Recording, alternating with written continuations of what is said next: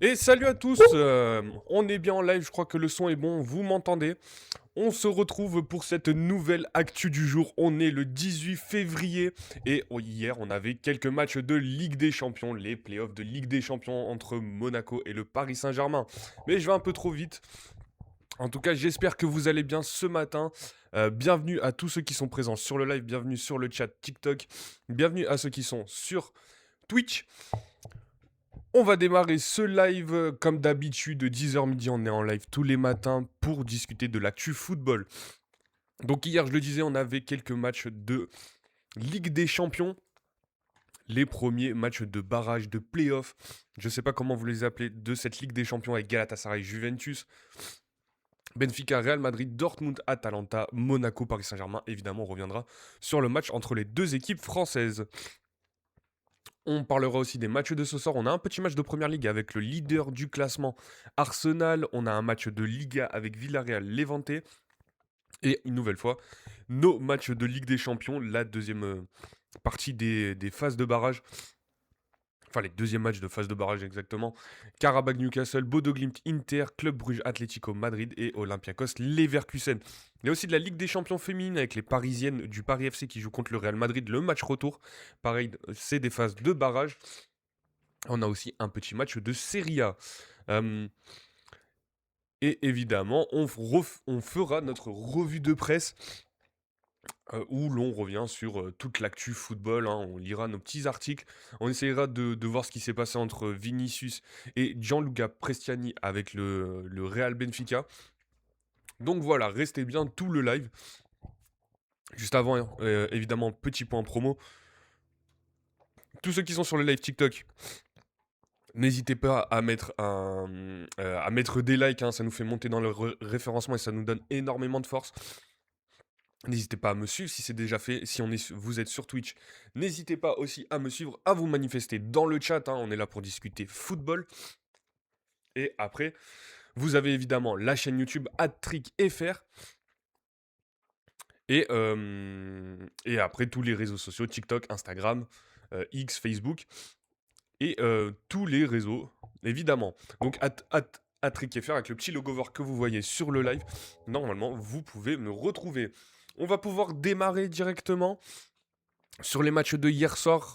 Honnêtement, hier soir, il n'y avait que des matchs de Ligue des Champions. Il n'y avait pas forcément beaucoup d'autres choses à checker. Pour ceux qui étaient présents hier, hein, les pronos sont quasiment passés. J'ai fait un 3 sur 4. Un 3 sur 4, il y a juste Galatasaray Juventus de Turin. J'avais dit match nul. Finalement, ça a été une grosse victoire assez large des Turcs. Victoire du Real Madrid 1-8-0. Dortmund qui s'est imposé et le PSG qui s'est imposé contre Monaco difficilement quand même. On reviendra dessus. Évidemment, on va aller sur ce match entre Galatasaray et la Juventus de Turin.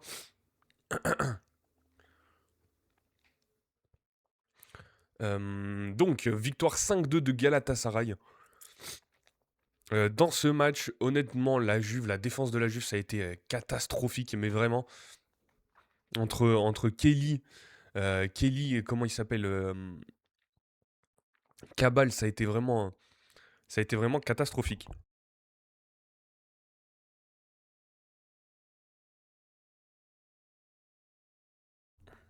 Donc, qu'est-ce qu'on disait? Oui, victoire 5-2, donc on va aller sur les compositions directement. Le 4-2-3-1 de Luciano Spalletti. On sait, un des seuls coachs qui joue pas, un de ces coachs italiens qui joue pas avec une défense à 5 assez incroyable, avec Di Gregorio dans les cages. Pour la compo, c'était à peu près ça annoncé. Coupe Miners, je l'avais pas forcément dans mon institut. Même l'attaque. Non, au final, j'avais pas la compo, bref.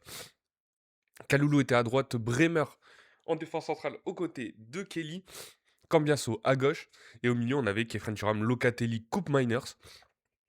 Coupe Miners qui a mis un doublé, mais cette attaque de la Juve, assez étrange avec Ildiz, Makini, Conceição, pas de vrai attaquant de pointe, pas de Loïs Openda qui est rentré en fin de match. Les choix de Spalletti ont été plutôt étranges, hein, sachant qu'il avait des... Bon, Zegrova, il joue quasiment pas, hein, à la Juve. Il a préféré faire rentrer Philippe Kostic, le revenant. Loïs Openda est rentré en fin de match et Jérémy Boga est resté sur le banc. Même si je suis pas le plus grand fan de Jérémy Boga, je pense qu'il aurait pu apporter dans ce match. Côté Galatasaray, Donc le coach, c'est Umut Okan Buruk, pardon. Okan Buruk qui avait ce 11 en 4-2-3-1 avec Chakir dans les cages, Jacobs à gauche, Bernacchi, Sanchez, Salah. Là, c'était plutôt une défense classique côté Galatasaray. Gabriel Sara qui a fait un très très bon match avec Torreira. Noah Lang aussi avec son doublé qui a fait un bon match, hein, lui qui s'était un peu perdu du côté de Naples, hein, qui n'avait pas réussi, enfin perdu, qui n'avait pas réussi à s'imposer dans l'équipe d'Antonio Conte. Agoun, Yilmaz à droite et Osimhen devant. Osimhen qui a fait un très gros match, même s'il n'a pas marqué sur les 5 buts, il a fait un match très important dans la récupération des ballons. Je ne sais pas s'il a au moins voilà, il a 2 passes décisives dans ce match, mais honnêtement, il a fait un très très gros travail, Victor Osimhen, sur ce match. Je ne sais pas ce que vous en avez pensé. Pour ceux qui l'ont regardé, la Juventus de Turin, honnêtement, la défense a été plutôt catastrophique, vraiment. Ils ont pris des buts d'une équipe de nationale. J'ai trouvé ça plutôt très très mauvais. Voilà, 1,12 d'XG pour la Juve, 2,92 pour Galatasaray, 62 de possession de balles pour Galatasaray, pour les Turcs, 22 tirs, 9 cadrés, 7 tirs, 3 cadrés. Honnêtement, j'ai pas compris les choix de Luciano Spalletti de jouer avec aucun attaquant, même si Jonathan David et Vlahovic sont blessés, évidemment. Le choix de mettre Makini et Yildiz, Conceição devant, j'avoue que j'ai très peu compris. En plus, ce carton rouge qui est arrivé lors de ce match. Donc voilà, on voit sur les stats de tir déjà totale domination de la part de Galatasaray. Dans les passes aussi, hein, les pourcentages sont meilleurs quasiment de partout, voire de partout, hein. Deux tirs, deux centres ici sur 15 du côté de la Juve, 10 sur 29 pour Galatasaray. Ça montre que c'était c'était une totale domination. Euh, Au niveau des arrêts des gardiens, voilà, Kachir a eu juste besoin de faire un arrêt, a quand même encaissé 2 buts. Di Gregorio, il en a fait 4 et il a quand même encaissé 5 buts. Donc on peut dire qu'il n'était pas protégé par sa défense. Sur le déroulé du match, hein, Gabriel Sara, donc c'est les Turcs, hein, qui ouvrent le score dès la 15e minute. Égalisation rapide de Koop Miners, hein, je crois que c'est dans l'action du centre. Koop Miners qui vient doubler la mise pourtant à la 32e minute. Donc la Juve menait 2-1 à la mi-temps, hein. Entrée de Cabal à la mi-temps aussi. Le défenseur, hein, de la Juventus de Turin. 49e but de Noah Lang. 60e 3-2 pour Galatasaray qui prend l'avantage. Et là, expulsion de Cabal à la 67e minute. Bon après l'expulsion est assez dure, je trouve, au moins sur le deuxième carton jaune, j'ai trouvé ça bizarre. Il me semble que c'est un tirage de maillot, mais un peu étrange quand même cette expulsion. Encore une fois du côté de la Juve. Et après, 75e, 4-2 de Noah Lang qui double son compteur, on va dire. Et Sacha Boey qui rentre en fin de match et qui marque à la 86e minute. Donc 5-2 pour Galatasaray à domicile. Il faudra que ils tiennent ce score au match retour. Normalement, les matchs retour, il me semble que ça sera la semaine prochaine. On va aller vérifier ça ensemble. Les matchs retour, ça sera effectivement la semaine prochaine. Oui, le 24 février, c'est la semaine prochaine. Donc on verra si la Juve peut retourner le score. À mon avis, ce sera quand même compliqué. Galatasaray est capable de maintenir, hein, cette avance de 3 buts, hein. Je pense pas qu'ils en prendront 3 contre la Juve, vu l'apport offensif des attaquants. Donc voilà pour ce match. Dites-moi ce que vous en avez pensé.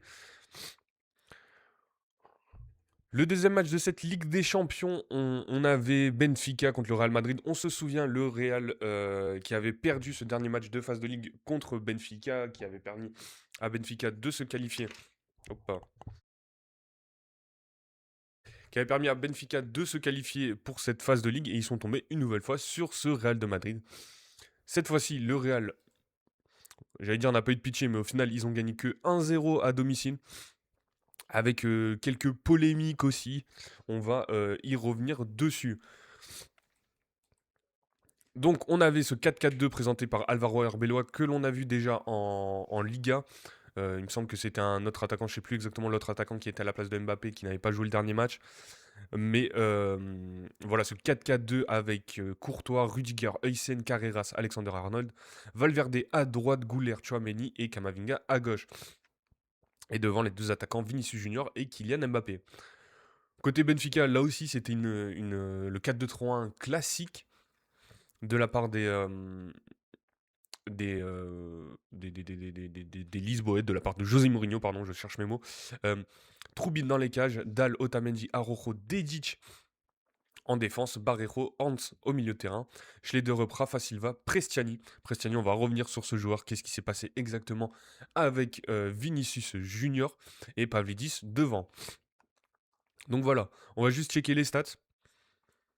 0,89 d'XG pour le Real, 0,47 pour Benfica. On connaît les équipes de José Mourinho, 58% de possession pour les merengues.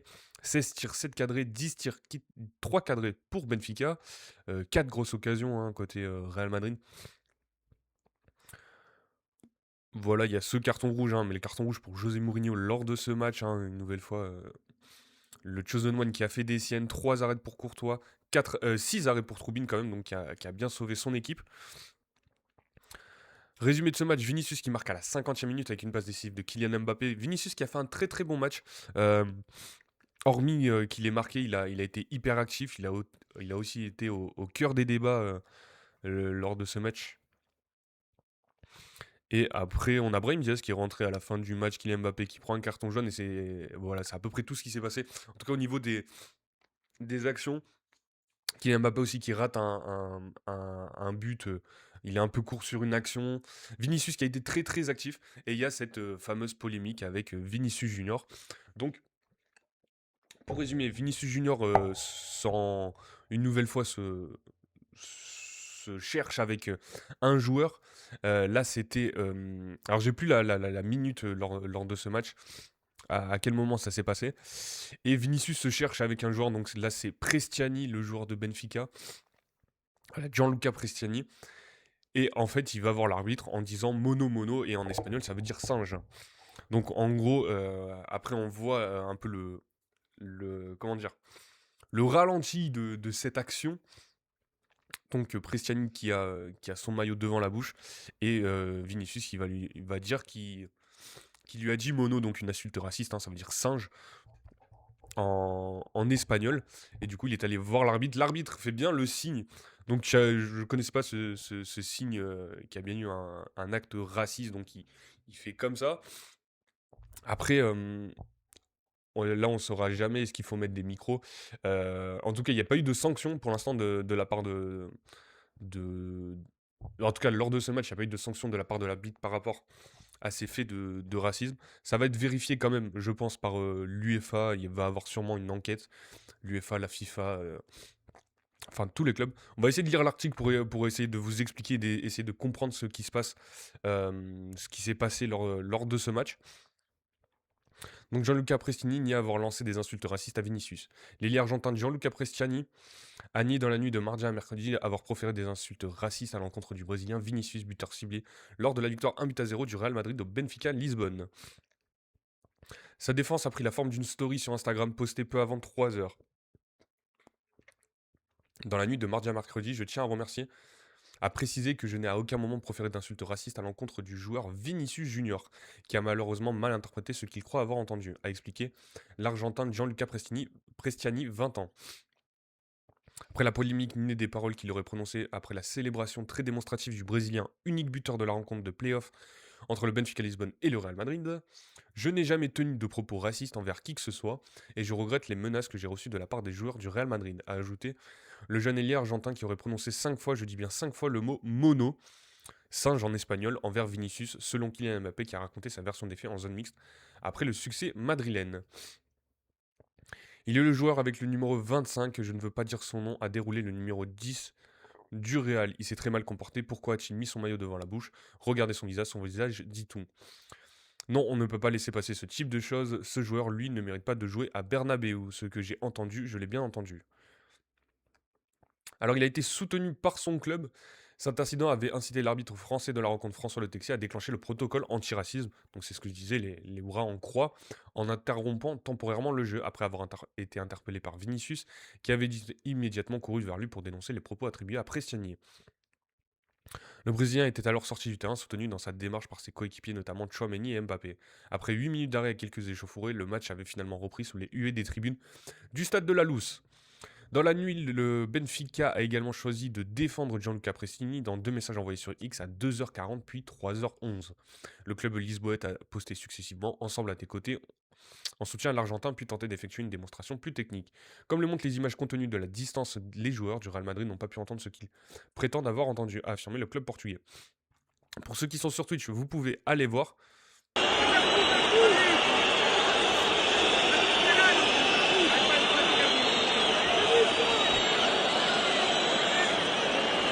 Otário do caralho!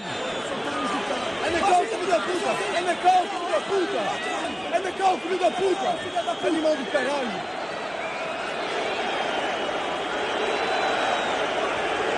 Anda cá, filho da puta! Vai, vai, vai!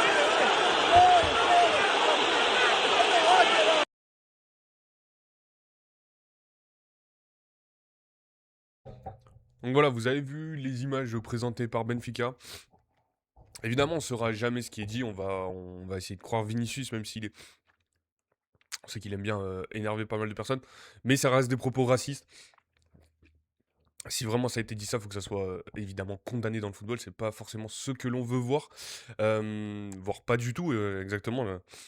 Comme l'a dit Kylian Mbappé, si ça a été prononcé, ce joueur doit être suspendu par l'UEFA, même par son club, car c'est des choses que l'on ne veut pas voir. Pour le coup, on n'aura jamais le son de ce qui s'est passé. Après, certains Argentins, quand même, sont souvent coutumiers du fait sur les propos racistes. Donc on va presque. J'ai pas de suite à ça, comment dire exactement. Je pense que. Comment dire ça? Vinicius Junior a sûrement été victime de propos racistes et on espère que ça sera condamné par l'UEFA. Par rapport à ce qui s'est passé, à mon avis, il y aura une enquête. On espère que le joueur sera suspendu. Après, lui, ni le club, ni il a été soutenu par son club. On verra effectivement la suite. Donc voilà pour ce match entre Benfica et le Real.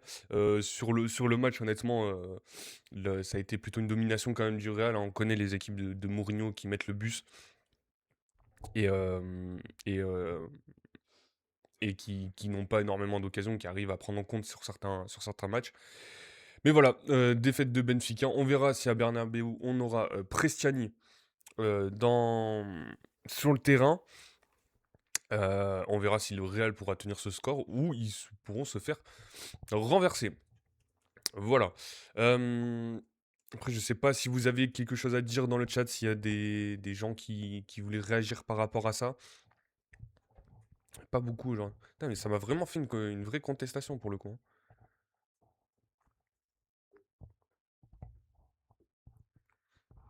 Ah ouais, du coup, ils mettent pas le live en avant.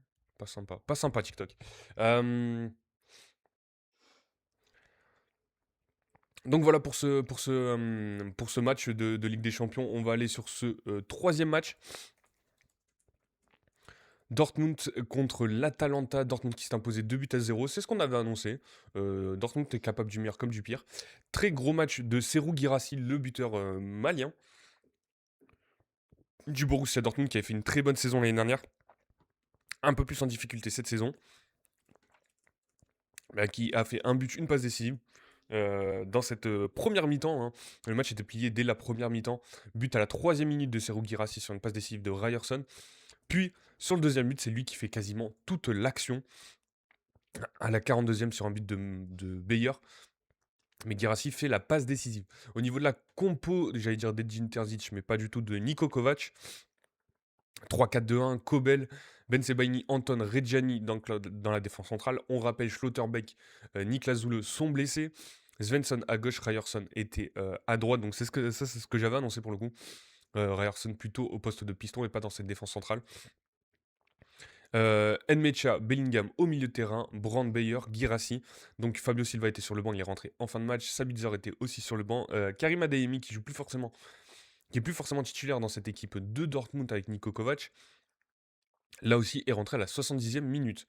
Côté Atalanta 3-4-2-1, on connaît de la part de Palladino, voilà, donc j'avais oublié son nom hier.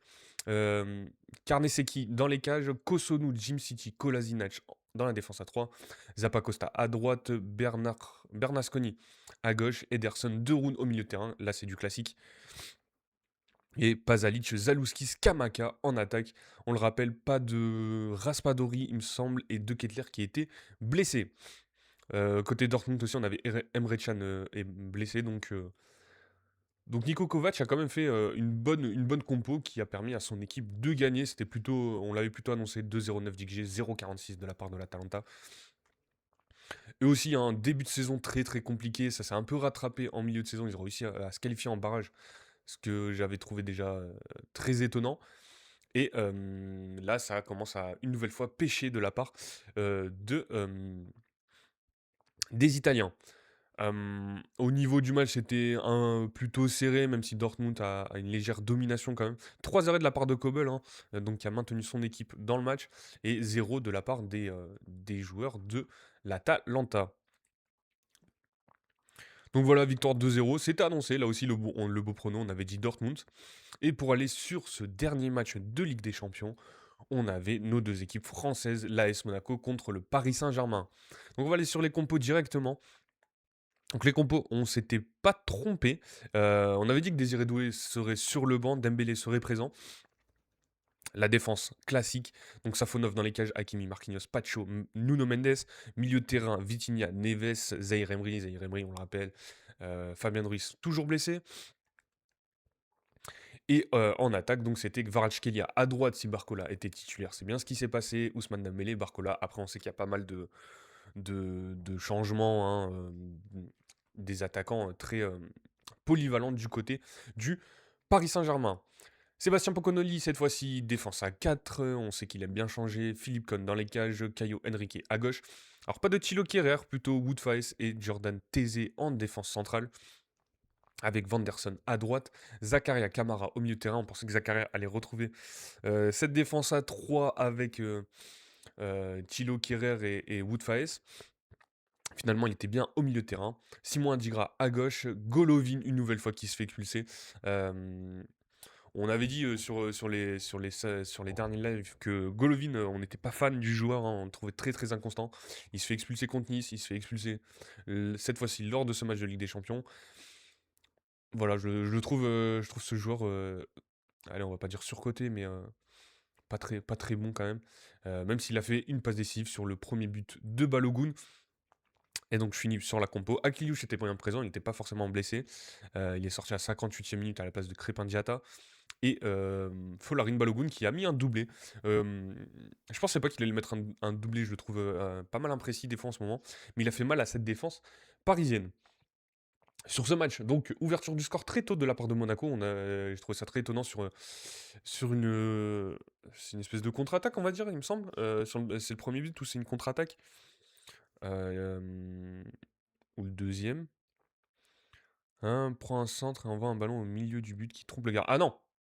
Alors sur le premier but, c'est où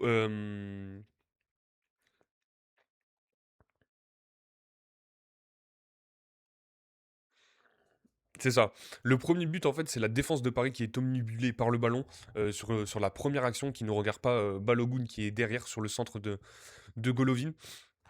Et, ils sont vraiment attirés par le ballon et du coup, Golovin a le temps de placer sa tête. Balogun a le temps de passer sa tête. Sur le deuxième but, c'est Balogun qui, sur une passe en profondeur, arrive à marquer et trompe Safonov. Donc 2-0 dès la 18e minute pour l'AS Monaco. On commençait à avoir des doutes sur ce Paris Saint-Germain. Qu'est-ce qui se passe exactement? Penalty, du coup, à la 22e minute pour le Paris Saint-Germain et Vitinha qui se rate. Un bel arrêt de Philippe Cohn. Donc toujours 2-0 et à la 29e, du coup, 27e, Ousmane Dembélé finalement qui sort blessé à la place de Désiré Doué. Désiré Doué, alors pour ceux qui ont vu l'avant-match de Canal+, Samir Nasri disait qu'il se regardait un peu jouer en ce moment. C'est pas faux, c'est pas faux. Honnêtement, même nous on l'a dit, qu'il avait un peu tendance à jouer le héros, à trop garder le ballon, Désiré Doué. Et on avait eu cette phrase polémique après le match de Rennes où il y en a ou de Ousmane Dembélé, où il disait que le collectif passait avant tout en premier. Est-ce que c'était destiné à Désiré Doué? Oui, non, ça on ne le saura pas. Mais en tout cas, on sent qu'il a été piqué d'être mis sur le banc par Luis Enrique. Donc il rentre à la 27e minute et il fait un excellent match, honnêtement. Pour moi, c'est clairement l'homme du match, hein.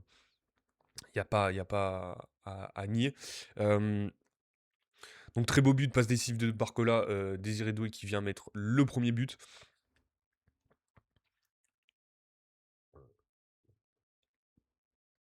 Donc voilà, qui vient mettre le premier but à la 29e. Donc réduction de l'écart de la part du Paris Saint-Germain et de Désiré Doué. 29e passe décisive de Désiré Doué pour Achraf Hakimi. Donc là, il me semble qu'il y a un poteau lors de l'action. Voilà. Achraf Hakimi frappe le rebond dans la surface, puis dans le coin gauche du but. Oui, c'est ça, il y a une espèce de rebond ou un mauvais dégagement, j'ai plus le but en tête. Mais Hakimi est bien présent dans la surface pour récupérer et marquer.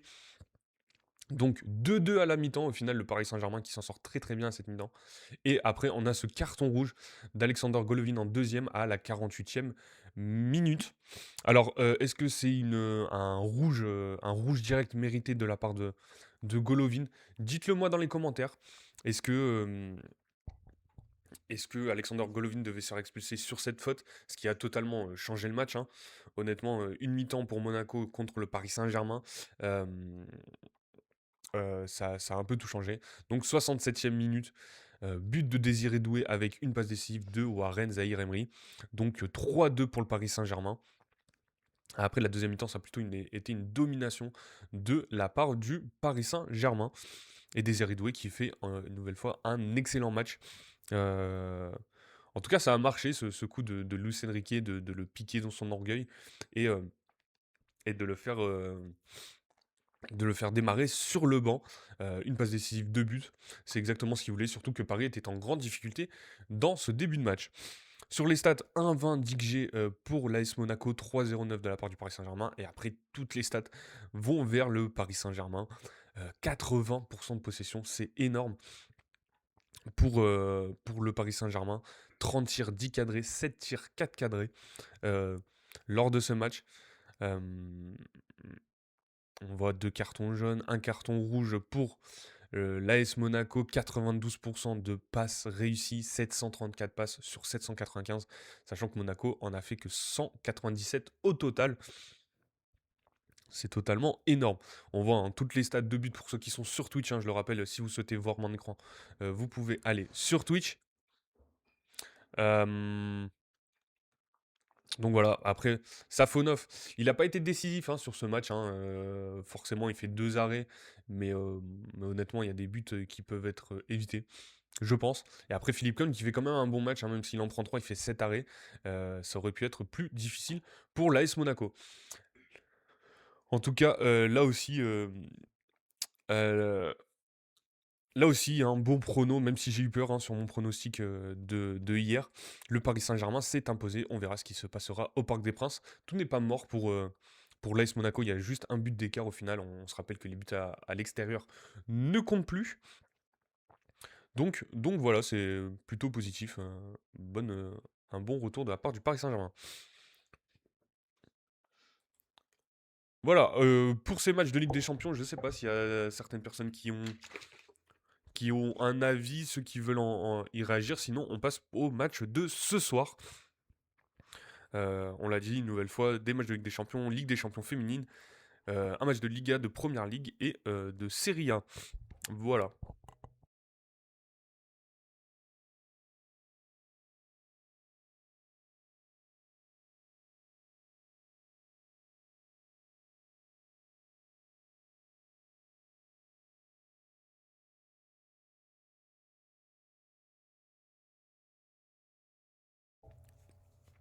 Donc on va pouvoir partir. Pour ceux qui sont présents sur le live, n'hésitez pas à mettre des likes, hein, ça nous fait monter dans le référencement et ça nous donne énormément de force.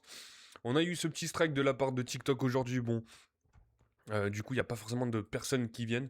En tout cas, merci à tous ceux qui sont présents et n'hésitez pas à vous manifester dans le chat si vous êtes là pour venir discuter football et même ceux qui sont sur Twitch.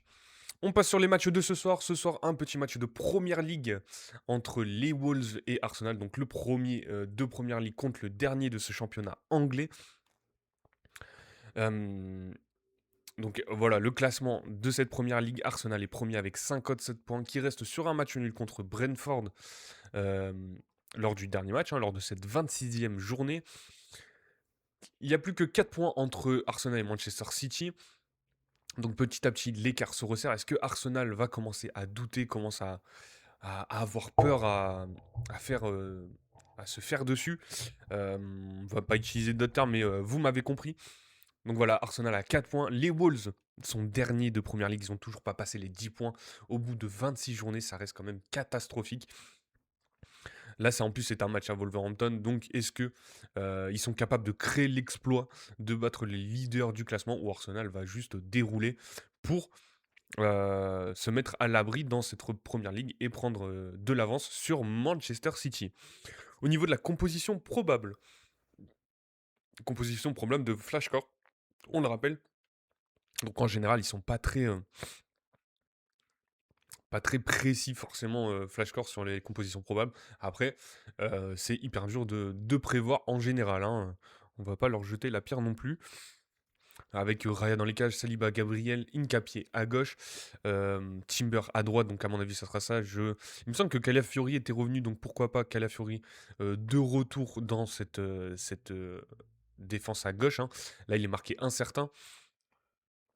Au milieu de terrain, Zubimendi, Rice, Eze. Est-ce que ça sera Eze? Est-ce que ça sera Martin Odegaard? Là il est annoncé absent.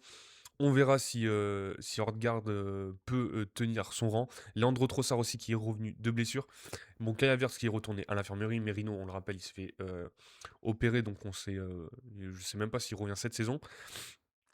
En attaque, Gyökeres qui commence à être décisif petit à petit dans cette équipe d'Arsenal.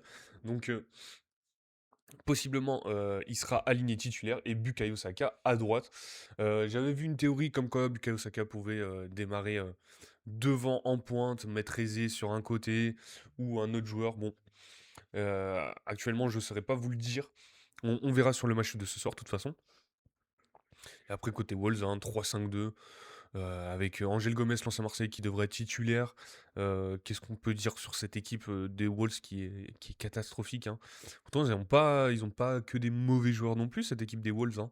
Euh, mais c'est assez compliqué. Tchatchoua aussi qui est annoncé à droite.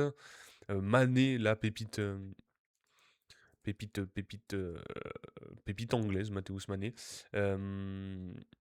Arauco Daré, bon. Honnêtement, je ne sais pas quoi dire sur cette équipe, mais c'est pas grandiose de la part des Wolves. En tout cas, si je devais faire un prono, je vais pas prendre de risque quand même, je vais dire Arsenal. Je vois bien Arsenal ne pas prendre de but aussi et en mettre pas mal si je devais me prononcer.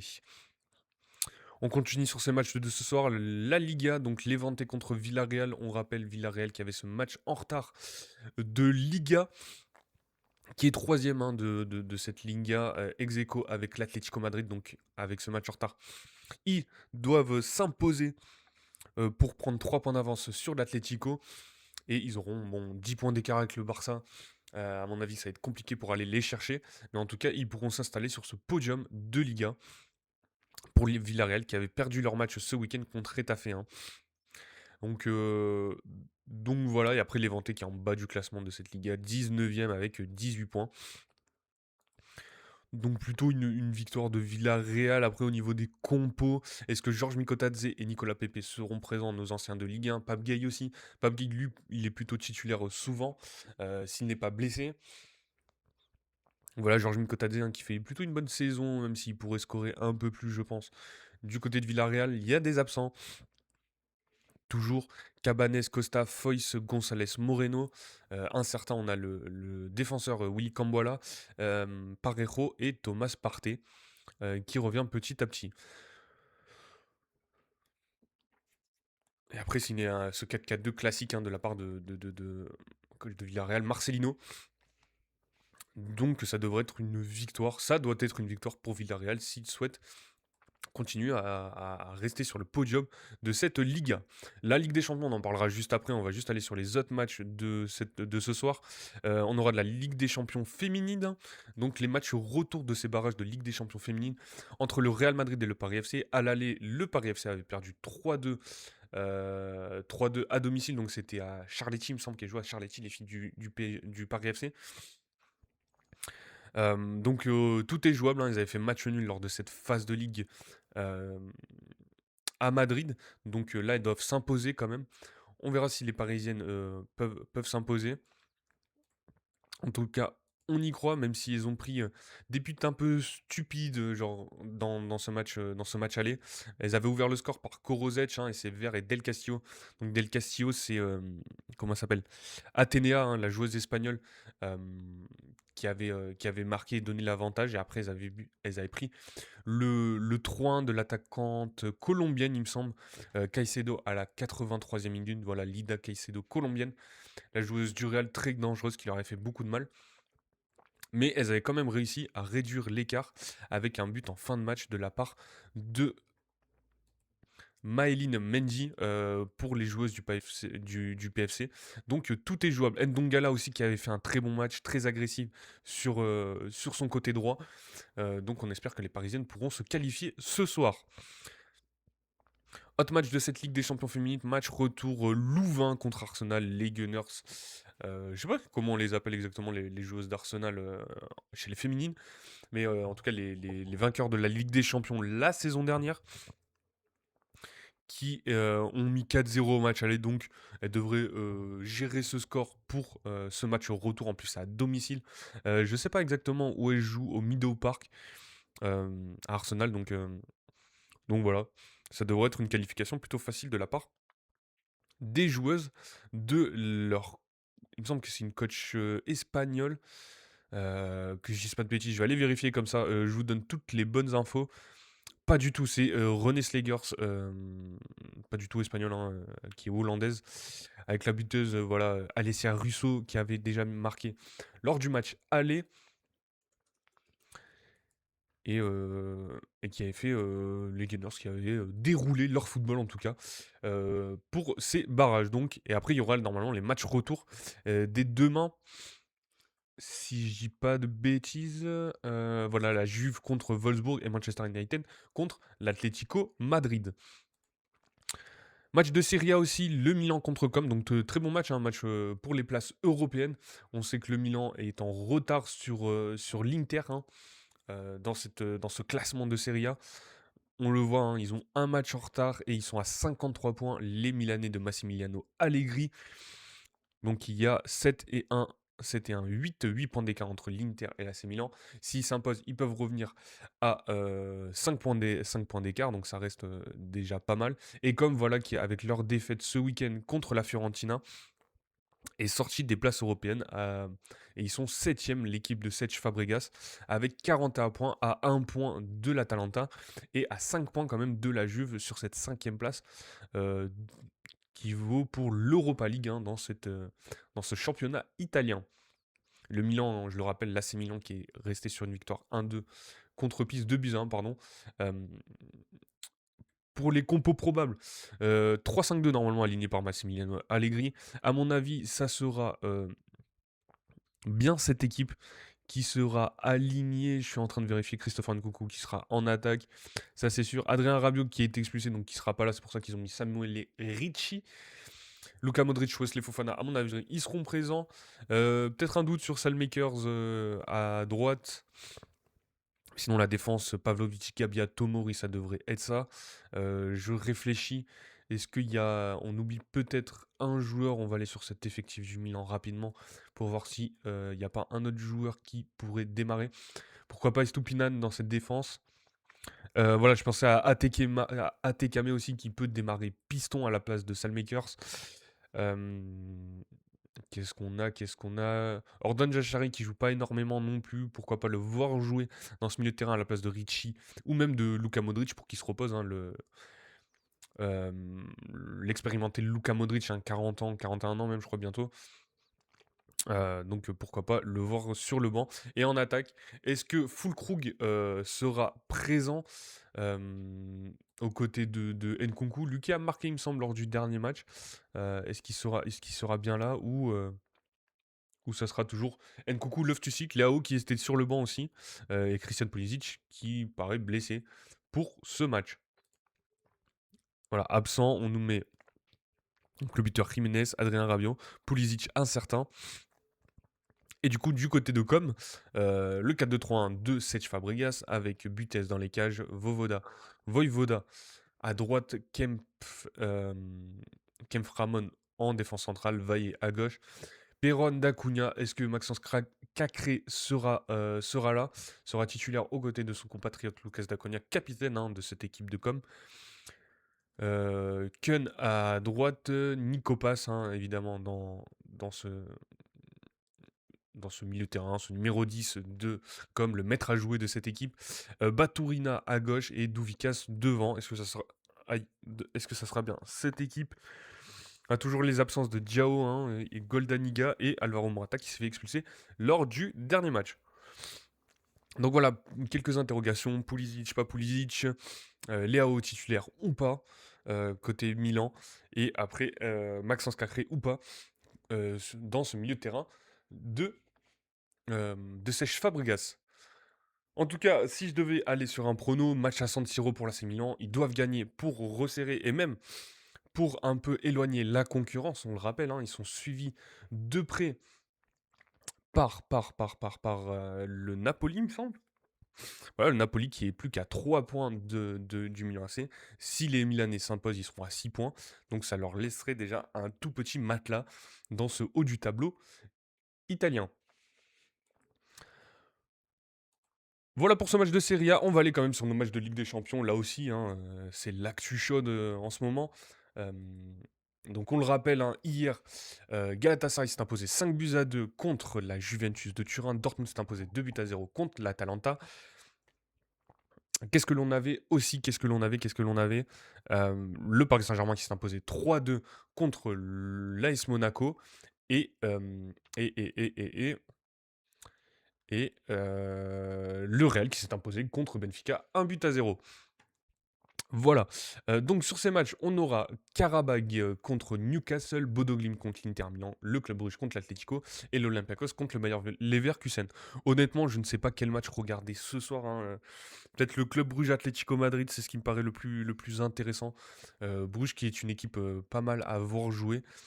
Et l'Atlético Madrid, voilà, capable du meilleur comme du pire, de mettre 4-0 au Barça en Coupe du Roi et de perdre 3-0 le week-end en Liga.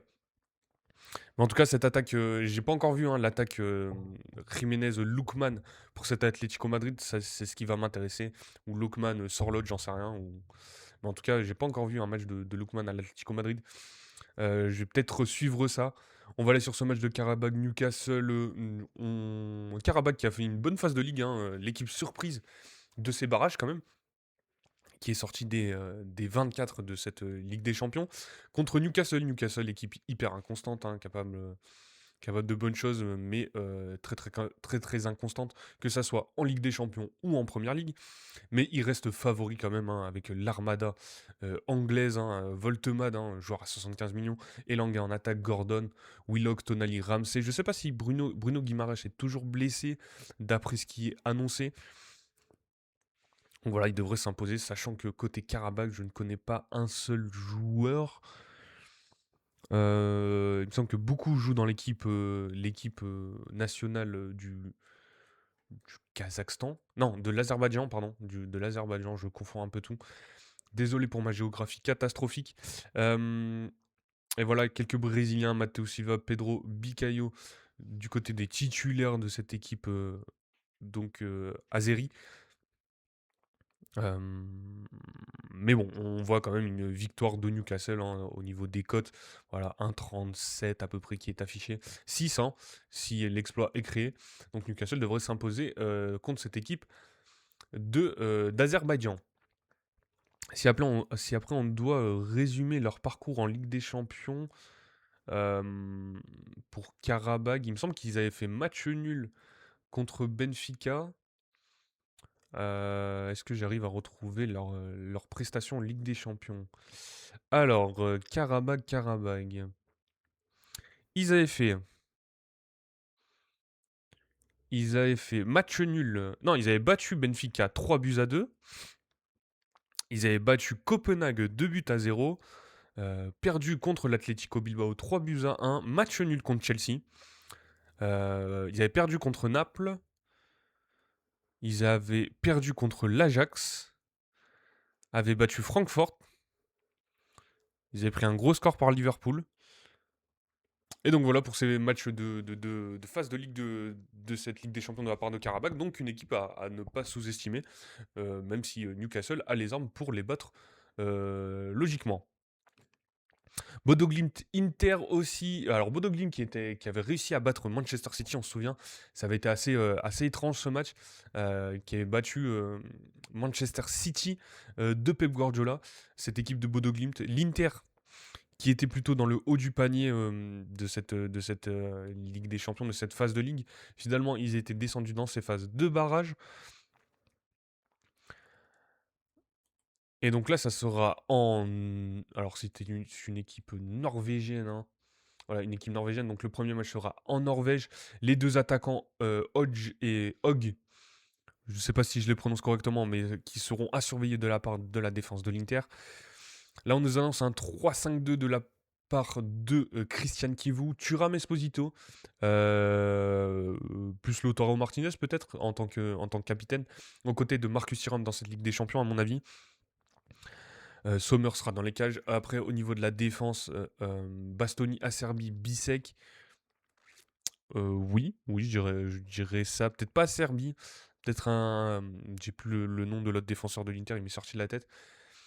Et après, au milieu de terrain, Zelinski, Mkhitaryan, Barella, Carlos Augusto, Luis Enrique. Je vois plus Federico Di Marco quand même démarrer à gauche à la place de Carlos Augusto. Après, évidemment, on suivra ça. Et là aussi, hein, je mettrai quand même l'Inter favori vainqueur, hein. Je vois pas forcément Bodo Glimt faire un match nul, mais il faudra surveiller là aussi ce match. Donc là, pour l'instant, on est sur 2 victoires à l'extérieur. Club Brugge Atlético. Club Bruges Atlético. Euh, alors, qu'est-ce qu'on peut s'imaginer comme compo déjà de la part de Cholo Simeone, hein, le 4-4-2 classique. Alors ça, c'est quasiment sûr. Là, ils nous mettent 4-3-3. Pas mon Diego, hein, je connais ce bon vieux Cholo. Avec Oblak dans les cages en défense centrale, on nous met Anko Poubil. Est-ce que Jiménez sera plutôt titulaire? À mon avis, pas Clément Langlais vu son dernier match. À gauche, Ruggieri, à droite, Molina. Est-ce que Llorente sera plutôt sur un côté dans cette défense? Et après, au milieu de terrain, Coquet, le capitaine de cette équipe de l'Atlético, est-ce qu'il sera aussi présent? Ou ça sera plutôt... Alors à chaque fois, j'oublie leur nom, je confonds un peu. Euh, mais possiblement Griezmann sur un côté, Giovanni Simone à droite. Et en attaque, Alvarez, Lookman. Juste aller sur l'effectif de cet Atlético Madrid. Donc Pablo Barrios serait blessé. Johnny Cardoso qui revient de blessure, donc il sera bien présent. Voilà, Alex Baena, plutôt titulaire dans ce milieu de terrain de l'Atlético Madrid.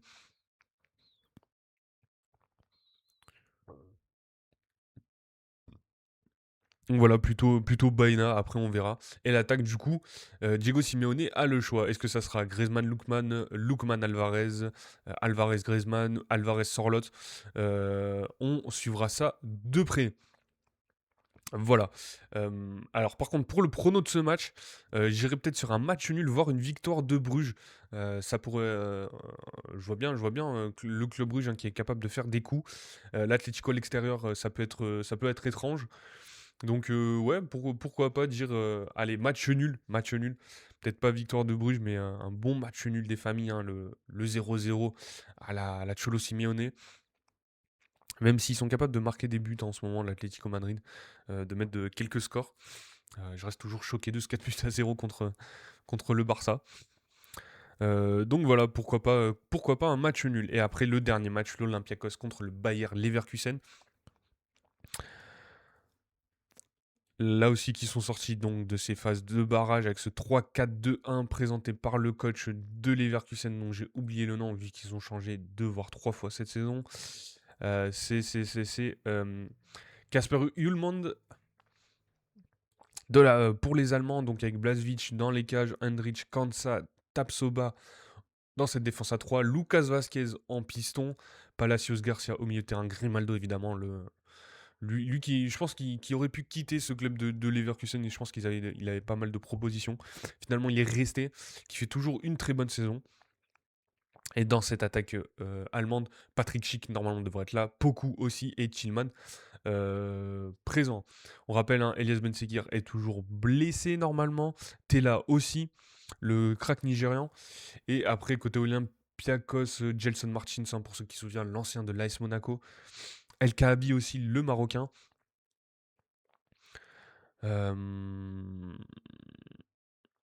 C'est à peu près de ce que je me souviens. En plus, j'ai vu l'Olympiakos jouer cette saison. Une équipe un peu chiante aussi à jouer. Chiquinho au milieu de terrain en numéro 10. Youssef Zassisi, aussi l'ancien du LOSC, hein, qui peut être intéressant, mais je crois qu'il ne sera pas présent ce soir. Donc voilà. Si je dois faire un prono, là aussi, je mettrais peut-être Leverkusen. Ça se relance bien cette saison, mais avoir l'Olympiakos capable de coups aussi. Donc voilà, c'est pas forcément les matchs de Ligue des Champions rêvés ce soir, honnêtement. Mais ça sera à suivre tout de même. Voilà, je pense qu'on a fait le tour pour les matchs de ce soir, les matchs d'hier. Si vous voulez y revenir dessus, n'hésitez pas. Sinon, on va pouvoir passer à notre revue de presse. Euh, Est-ce qu'il y a moyen que je fasse quelque chose?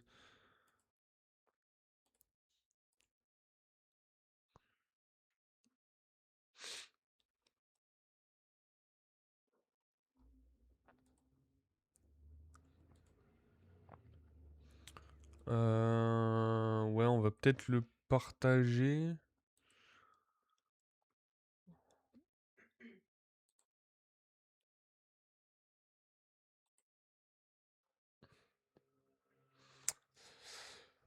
Ouais, donc on va pouvoir passer sur cette revue de presse, hein.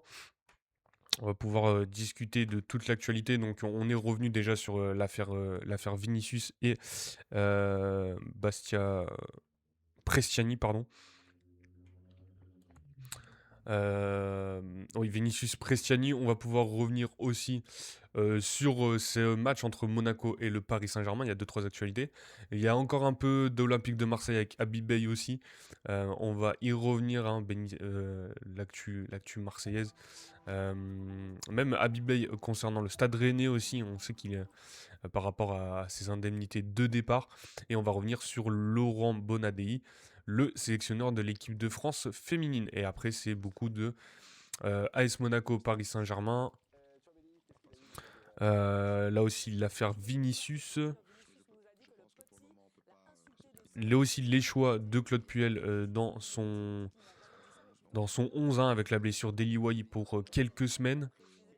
Et principalement ce match de Ligue des Champions entre l'AS Monaco et le Paris Saint-Germain.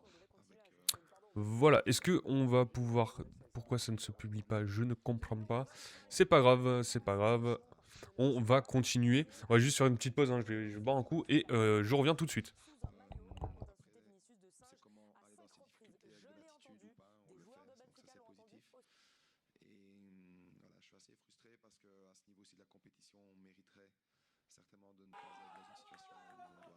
Allez les bleus! Allez! Allez les gars! T'as la passe!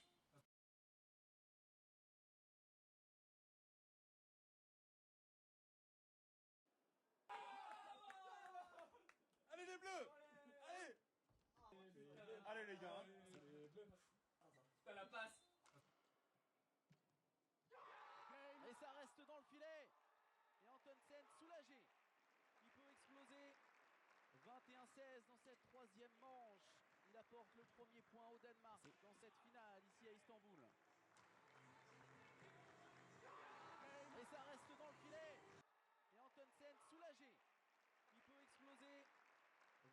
16 dans cette troisième manche. I would have Il been apporte le disappointed premier point au if I Danemark dans cette finale ici à go Istanbul. home without medals. So I wouldn't say my goal was to get medals, but my goal was more like to do what just able to do. And I know at the moment that I my would have been disappointed average if type I of race is allowing me to get medals home and without I would medals. like to So do the same for the I rest of wouldn't them. say My goal was to get medals, but my goal was more like to do what just able to do. And I know at the moment that my average type of race is allowing me to get medals, and I would like to do the same for the rest of the Olympics. I think to put my name among some of the great British sliders that we've had before that have managed to The fourth British become Olympic champion as well in history, but the is first insane. man The to fact do that I'm so. up there with them, So but this also is to be the quite an first historic man medal. to do it feels Any comment on that? extra special. And I think to put my name means among Alors, on a fait le tour des lives, on va pouvoir passer à notre revue de presse. Il est 11h04, on est le mercredi 18 février pour ceux qui ne seraient pas au courant.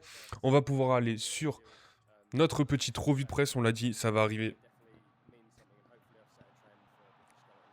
Ça va arriver sur notre revue de presse et le Monaco Paris Saint-Germain. On va revenir aussi sur l'affaire Vinicius. Je ne sais pas exactement où c'est, mais on va y revenir. On va déjà aller sur ce match entre le Paris Saint-Germain et l'AS Monaco. Le petit décryptage tactique, tout ce qui s'est un peu passé, l'attaque du Paris Saint-Germain, la défense du Paris Saint-Germain. Pourquoi Balogun a fait si mal à cette équipe du Paris Saint-Germain en mettant un doublé très très tôt. On va y revenir dessus. Est-ce que vous m'entendez? Vous m'entendez pas? Oui, le son est bon, donc il n'y a pas de souci. Pourquoi Balogun a fait si mal au Paris Saint-Germain en début de match? Un article de Maxime Brigand, on le rappelle. Toujours nos petites infos sur l'équipe. Je trouve que l'équipe fait des bons articles. À la télé, c'est pas forcément toujours très intéressant. Mais à lire, ça reste toujours bien fait. Nous, malheureusement, on n'a pas encore notre rédaction pour écrire des articles. Sinon, on irait dessus. On essaye de trouver d'autres actus sur certains autres sites. Mais en général, on a ce qu'il nous faut sur l'équipe. Et le principal, en fait, c'est de réagir. C'est plutôt pour avoir un petit fond et se poser certaines questions. Mais n'hésitez pas à réagir dans le chat s'il y a des personnes présentes, évidemment. Donc, 4 jours après une défaite à Rennes, les Parisiens se sont fait très peur mardi soir en play-off aller de la Ligue des Champions. Avant de réussir à se sortir du piège et à décrocher un succès mérité 3-2 en attendant le match retour, la faute notamment à une première demi-heure entachée d'erreurs défensives qui ont été bien exploitées par l'attaquant de l'AS Monaco, Folarin Balogun. Tout au long de la saison 2024-2025, il n'y en a souvent eu que pour elle. Cette impression de force, de toute puissance dégagée par le PSG sans le ballon, à la perte laissant la plupart des adversaires avec la langue pendue et les yeux gonflés. Lassé de se faire mordre en quelques secondes à peine, Luis Enrique a toujours fait de ce maintien sous pression de l'adversaire l'un de ses mantras. Mais l'Espagnol sait aussi qu'avancer ainsi sans le ballon ne peut se faire qu'avec un effectif habité à 100%, capable d'enchaîner les efforts physiquement et en respectant certaines règles. Lors des phases de possession, pour ne pas que les distances soient trop importantes pour chasser efficacement à la perte. Ce n'est pas un secret, cette saison le PSG peine à être durablement ce rouleau compresseur qui fait suffoquer ses proies. Et si la réception de l'OM a tourné au festival, les 2 derniers voyages des Parisiens à Strasbourg et à Rennes avaient montré de nouveaux signes de vulnérabilité sans le ballon. L'absence de Fabian Ruiz n'y est pas pour rien. Et mardi soir, toujours sans le milieu espagnol lors du play-off aller remporter à Monaco, Paris n'a pas beaucoup plus rassuré. Alors oui, les Parisiens se sont imposés et ce succès est tout sauf immérité. Oui, Désiré Doué, entré pour suppléer un Ousmane Dembélé obligé de céder sa place après 27 minutes de jeu, a été brillant.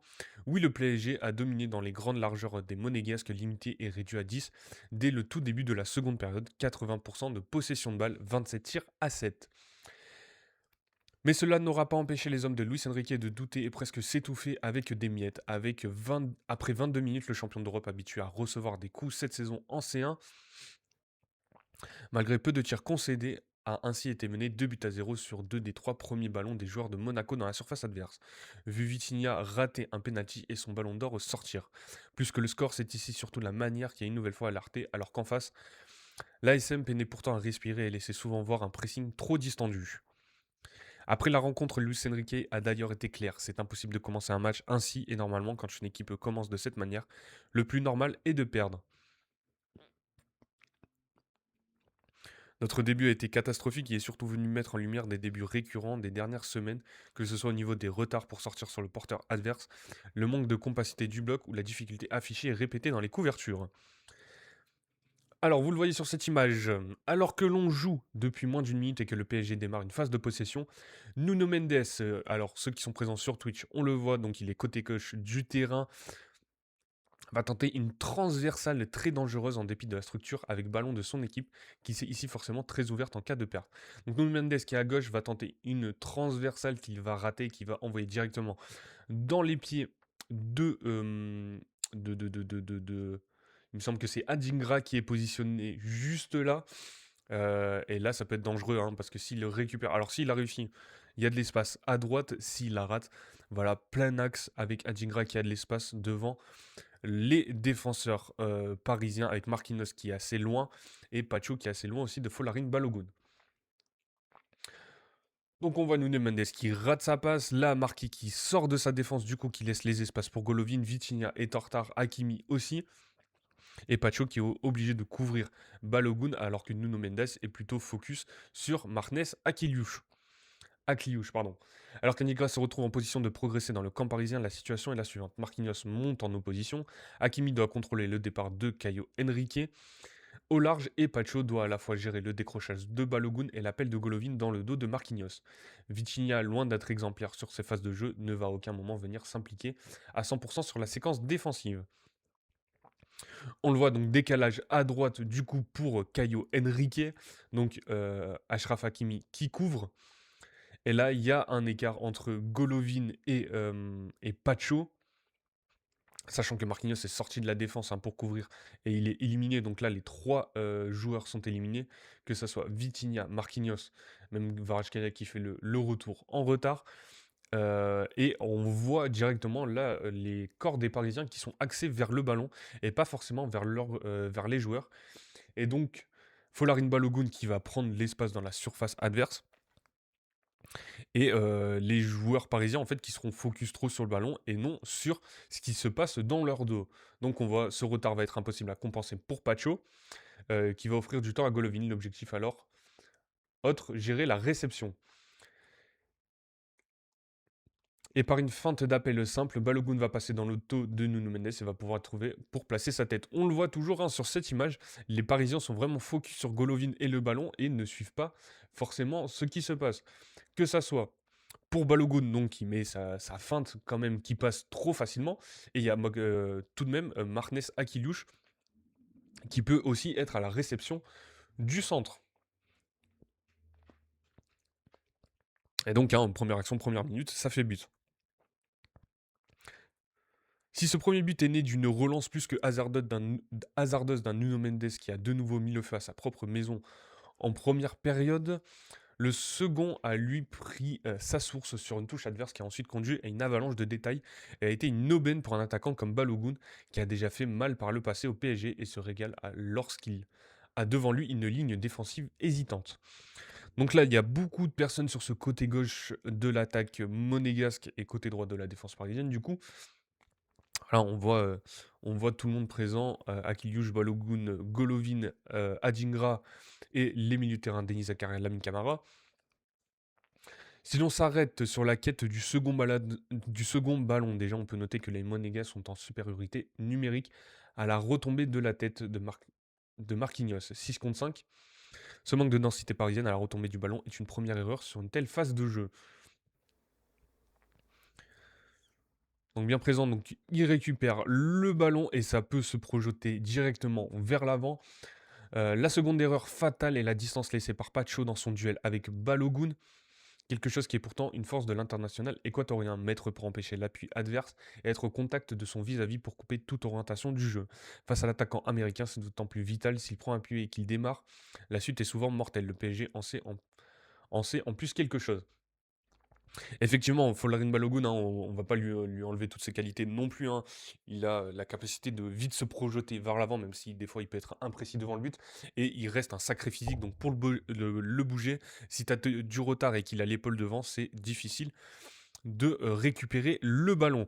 Donc on voit là le ballon entre les trois joueurs, donc on a trois joueurs parisiens qui sont éliminés et la qualité de passe quand même de Martinez Aquiluche qui arrive à mettre le ballon pour Balogun dans la profondeur et qui après va finir pour marquer. Donc plutôt que d'être orienté vers l'extérieur, Nuno Mendes avait également deux autres options, s'orienter vers l'intérieur et ou venir densifier sur Akliouche de façon à l'empêcher de déclencher ici. Balogun va pouvoir être lancé et va à la vitesse en maintenant son corps droit en utilisant son bras gauche, battre Marquinhos ce duel avant de finir devant Safonov. Voilà aussi, hein. Akliouche qui avait de l'espace, il aurait pu essayer de prendre de vitesse. Nuno Mendes, bon courage. Nuno Mendes, hein, qui couvre pour éviter à Akliouche de prendre l'espace, donc avec la qualité technique de l'international français, il peut la mettre dans la profondeur et c'est ce qui déclenche ce deuxième but.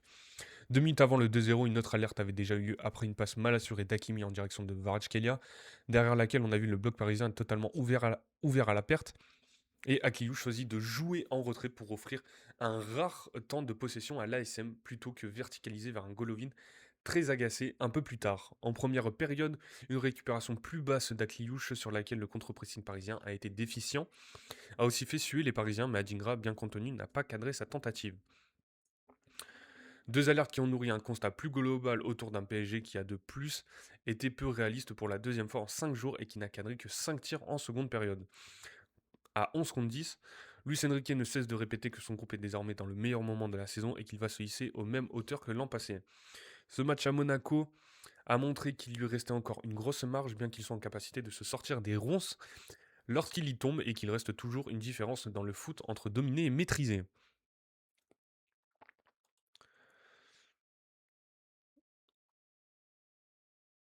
Donc voilà pour cet article lors de ce match, hein. Désolé, je m'étais focus déjà sur le deuxième article. Est-ce qu'on y va directement? Oui, on peut y aller directement. Ça reste encore sur le match du Paris Saint-Germain. Bon, là, ça va être encore un résumé du match, donc on va pourquoi pas le supprimer.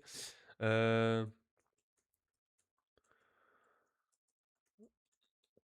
Peut-être le focus sur Désiré Doué aussi. Après, on l'a dit, hein, qu'il soit mis sur le banc par Luis Enrique. Donc on va peut-être parler du match de Désiré Doué. La déclaration de Sébastien Poconoli aussi, on va y revenir. Et après, je pense qu'on aura fait le tour de ce match entre Monaco et le Paris Saint-Germain. Donc on va aller sur cet article de Loïc Tanzi et de José Barroso, il me semble, hein. Début raté, bas arrière fébrile, milieu en demi-teinte malgré la victoire à Monaco. Le PSG a affiché de nouvelles lacunes défensives. Donc on l'a vu juste avant sur les 2 buts de Balogun. Le début de match manqué par le PSG mardi soir à Monaco en play-off, allé de la Ligue des Champions, a mis en avant un secteur défensif défaillant. Les défenseurs sont loin d'être les seuls fautifs. On pensait la nervosité à avoir gagné les joueurs offensifs après une séquence où leur efficacité est revenue au centre des débats à Monaco mardi en play-off aller de Ligue des Champions. La mauvaise soirée est plutôt venue du secteur défensif. Il y a des constats implacables après ce match pour affirmer que le Paris Saint-Germain n'a pas sorti une grande prestation dans ce domaine. Son pressing n'a pas été des plus efficaces. Le déplacement de son bloc équipe, si harmonieux lorsque tous les joueurs font les efforts au même moment, c'est par moments complètement disloqué. En plus, hier, on faisait l'éloge de Marquinhos et tout, qui était toujours au niveau. Et là, pour le coup, ça a été une mauvaise défense de la part des Parisiens. Euh, Attaquer à 11 et défendre à 11. Il y a, c'est ce que je voulais dire, il y a aussi que pas mal d'attaquants parisiens, on sait que Paris, quand ça défend, ça doit défendre tous ensemble. On sait que les montées d'Hakimi ou de Nuno Mendes doivent être compensées. Et c'est vrai qu'on a vu, hein, sur le premier but ou le deuxième but, je sais plus exactement, où Kvaratskhelia est en retard pour le repli défensif. Et on sait que Désiré Doué, que ce soit Désiré Doué, fait peut-être un peu moins les efforts, même s'il les a fait sur ce match. Ousmane Dembélé est plutôt sur un premier pressing, donc le temps qu'il revienne, ça va être plus compliqué pour lui et Bradley Barcola, c'est un espèce d'entre-deux quand même. Même s'il est capable d'aller gratter des ballons et de vite aller vers l'avant, Bradley Barcola. Attaquer à 11 et défendre à 11 est un mantra dans la philosophie de jeu de Luis Enrique. L'Espagnol ne peut pas sortir satisfait de ce qu'il a vu en principauté mardi soir. Et il gardera forcément un œil attentif aux courses défensives et au positionnement des siens à la perte du ballon lorsqu'il regardera le match avant,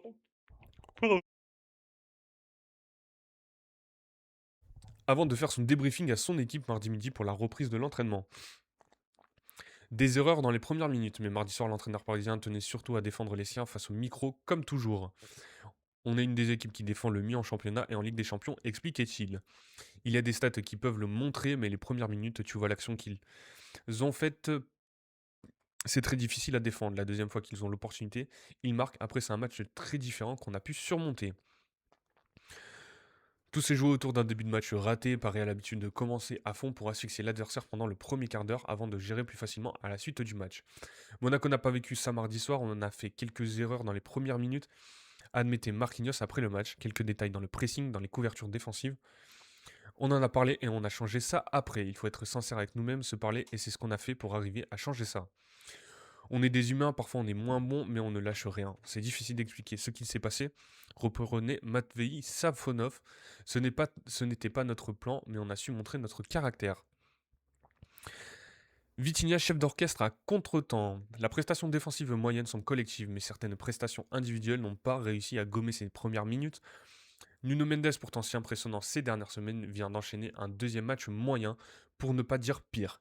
Et en ne se concentrant que sur le domaine défensif, le Portugais n'a jamais été en mesure de mettre de l'impact dans ses duels, 8 sur 16 remportés, et son déchet technique a donné des sueurs froides à ses coéquipiers.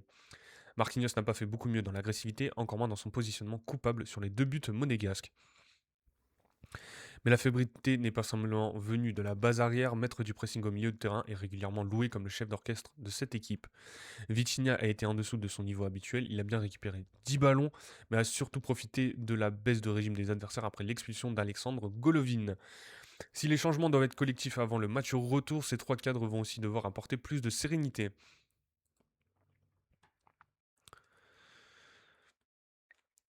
Donc voilà pour ce match raté. Bon, on n'a pas appris grand chose sur cet article pour le coup là. C'était pas fou, juste que l'équipe de Paris était fébrile. Euh, Sur le match croisé entre Dembélé blessé, Doué et éblouissant pour le remplacer, serait croisé pour les 2 joueurs du PSG à Monaco. Oui, Ousmane Dembélé qui était titulaire lors de ce match et finalement qui était blessé. On sait qu'il avait une gêne à l'entraînement, mais finalement il avait été aligné. Et Désiré Doué piqûre d'orgueil, je sais pas exactement comment le dire, mais qui a été piqué et qui a fait un excellent match. Et c'est plutôt sur ça ce dont on veut parler. Désigné comme une possible cible des propos de Dembélé à Rennes, l'attaquant français a fait basculer ce barrage aller en faveur du PSG après avoir remplacé le Ballon d'Or blessé. Un article d'Emery Ten. Il n'y aura pas eu de rentrée gagnante de Désiré Doué. Si Ousmane Dembélé n'avait pas été rattrapé par la gêne musculaire qu'il traînait depuis le déplacement du PSG à Rennes vendredi soir, c'est le paradoxe d'une soirée pleine de contrastes pour le club parisien et ses 2 attaquants. Avec une image, la sortie de Dembélé dès la 27e minute qui a convoqué le souvenir de la venue du Bayern Munich au Parc des Princes le 4 novembre dernier. Ce soir-là, le choix de Luis Enrique de titulariser le Ballon d'Or n'avait pas été une franche réussite non plus. Dembélé avait cédé sa place au bout de 5 minutes dans des circonstances semblables à celles de mardi, alors qu'il s'était plaint d'avoir mal à la fin d'un match gagné contre Nice 3 jours plus tôt. Cet épisode n'avait pas fait office de jurisprudence. La volonté de Dembélé de prendre part à ce play-off aller a été plus forte que les signaux d'alerte qu'il avait envoyés la veille à l'entraînement. Il est peu probable à l'avenir que cette nouvelle péripétie dissuade Luis Enrique de prôner une prudence à l'extrême, quitte à éprouver l'impatience du numéro 10 parisien qui avait peu goûté la gestion de son retour fin 2025. L'histoire du match a basculé après la sortie du terrain du Ballon d'Or et il y a eu une certaine ironie à constater que c'est son remplaçant Doué qui s'est occupé d'à peu près tout pour remettre le PSG dans le bon sens. La manière dont l'international français a célébré son premier but de la soirée en se bouchant les oreilles est telle une réponse aux critiques qu'il a subies après son match raté à Rennes. À l'extérieur du club, beaucoup l'ont désigné comme la cible des propos de Dembélé, qui avait regretté un excès d'individualisme au détriment des intérêts du club. J'essaye de jouer comme d'habitude, a-t-il évacué au micro de Canal+. Ce soir, ça a apporté ses fruits, j'ai pu aider l'équipe, c'est mon boulot. Pas un mot de travers sur le choix de Luis Enrique de l'avoir fait débuter sur le banc. Que ce soit défaite ou victoire, c'est collectif. Le collectif, mardi, a porté très fort son empreinte après une frappe repoussée par Philippe Cohn sur Achraf Hakimi sur l'égalisation parisienne à un doublé d'un tir croisé du gauche au bout d'une belle séquence collective. La meilleure des réponses à la mauvaise passe qu'il traverse ces dernières semaines. Doué a entendu les commentaires en montagne russe dont il a fait l'objet, qui épouse ses prestations versatiles avec un regard assez lucide sur ses proches. Il découvre des choses quand ça ne sourit pas, il a été blessé, il a sans doute manqué de fraîcheur mentale et physique, il est encore jeune, ça va lui servir. Pour ceux qui le connaissent, sa célébration de mardi a été perçue comme une manière de répondre à l'environnement plutôt qu'à Dembélé, qu'il se concentrait sur lui et sur son jeu, et qu'il restait sourd à tout ce qui se dit autour de l'équipe après la séquence mouvementée des derniers jours. C'est un super gamin, c'est un super joueur à juger son capitaine Marquinhos. Moi, j'ai vu des joueurs avec le nom qu'ils avaient passé au PSG et être critiqués. C'est toujours le mental et le travail qui payent, c'est ce qu'il a montré aujourd'hui. Il a commencé sur le banc. Il est entré avec une bonne mentalité, avec une bonne énergie. Il a changé le match, une prestation résumée par son entraîneur Luis Enrique. Il a été sensationnel. Donc voilà pour ce match entre le Paris Saint-Germain et l'AS Monaco, la belle prestation de Désiré Doué. Après, il faut aussi dire que Désiré Doué, on sait de quoi il est capable. On espère juste qu'il sera capable d'enchaîner les belles prestations comme celle-ci, car c'est le visage que l'on souhaite voir d'un joueur comme Désiré Doué.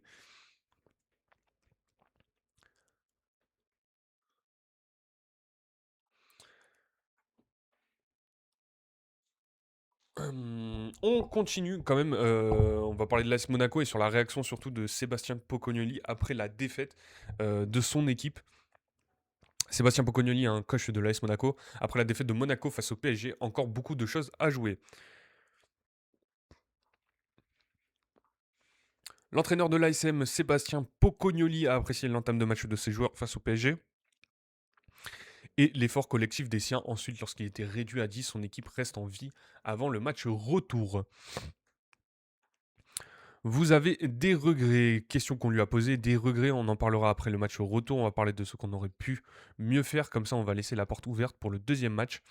On aurait pu mieux garder le ballon, oui, mais quand on joue contre une équipe qui a presque 75% de possession, c'est difficile d'avoir la fraîcheur car on court beaucoup sans le ballon.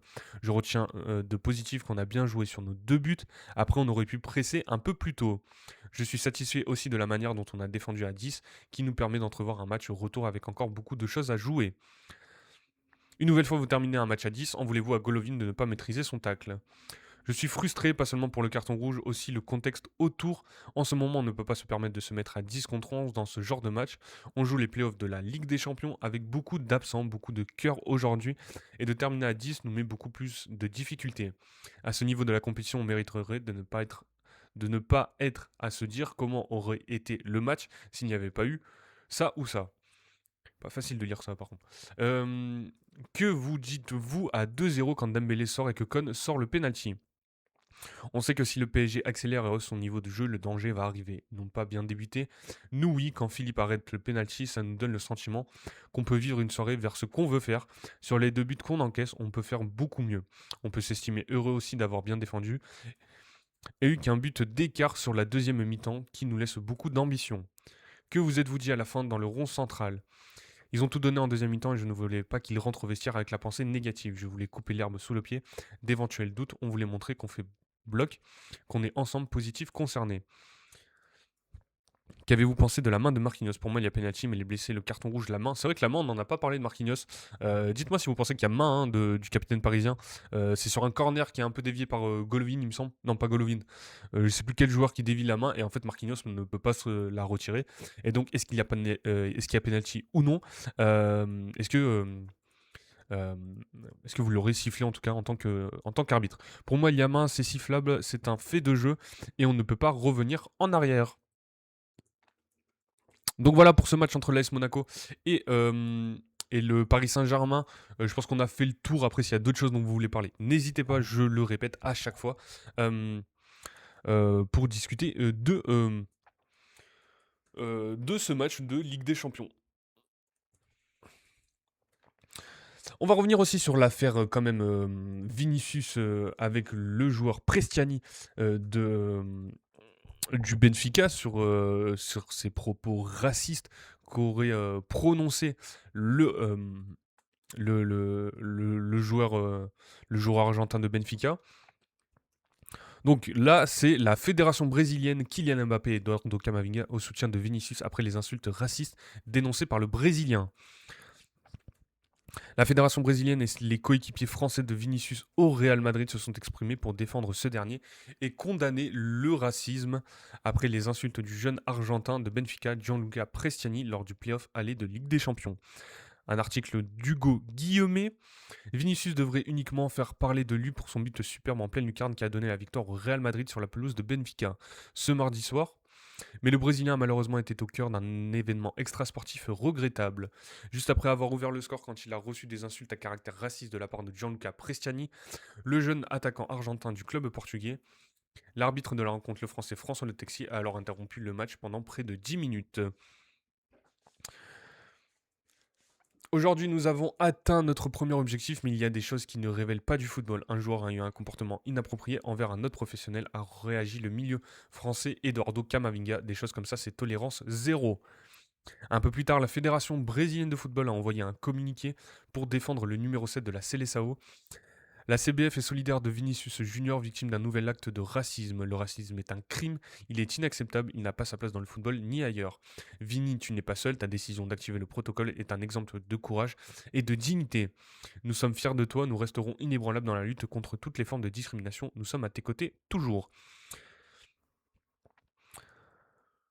Kylian Mbappé, qui avait déjà réagi pendant le match en traitant Prestiani de putain de raciste, s'est également fendu d'un tweet pour soutenir son coéquipier. Allez Vinicius, s'il te plaît, ne t'arrête jamais. Ils ne nous diront jamais ce que nous devons faire ou ne pas faire.